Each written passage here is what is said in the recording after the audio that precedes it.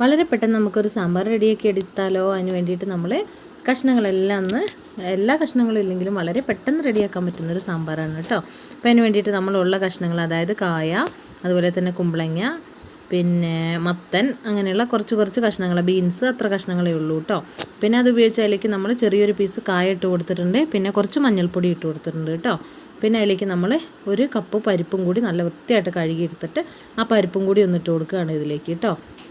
തേങ്ങയൊന്നും വറുത്തരയ്ക്കാതെ ആണെങ്കിലും വളരെ ടേസ്റ്റ് ആയിട്ടുള്ള സാമ്പാറാണ് കേട്ടോ. ഈ സാമ്പാർ അടുപ്പത്ത് വേവാൻ വെച്ചതിന് ശേഷം നമ്മൾ 1/2 ഗ്ലാസ് വെള്ളം ചൂടുവെള്ളം എടുത്തിട്ട് അതിലേക്ക് ഒരു നെല്ലിക്ക വലുപ്പത്തിന് പുളി ഒന്നിട്ട് കൊടുത്തിട്ടുണ്ട്. പിന്നെ 1 ടീസ്പൂൺ അളവിൽ മല്ലിപ്പൊടി, 1 ടീസ്പൂൺ അളവിൽ മുളക് പൊടി, 1 ടീസ്പൂൺ അളവിൽ സാമ്പാർ പൊടിയും കൂടി ഒരു പാത്രത്തിൽ എടുത്ത് വെക്കുന്നുണ്ട്. പിന്നെ 1/4 ടീസ്പൂൺ അളവിൽ കടുകും 1/4 ടീസ്പൂൺ അളവിൽ ഉലുവ എടുത്ത് വെച്ചിട്ടുണ്ട്. പിന്നെ ഒരു ചെറിയുള്ളി കട്ട് ചെയ്ത് വെച്ചിട്ടുണ്ട്, 2 ഉണക്കമുളകും, ഒരു 4-5 വെളുത്തുള്ളിയും കൂടി ഒന്ന് ചതച്ച് വെച്ചിട്ടുണ്ട് കേട്ടോ. വെളിച്ചെണ്ണ അടുപ്പത്ത് വെച്ച് കടുക് മുപ്പിച്ച് കൊടുത്തു.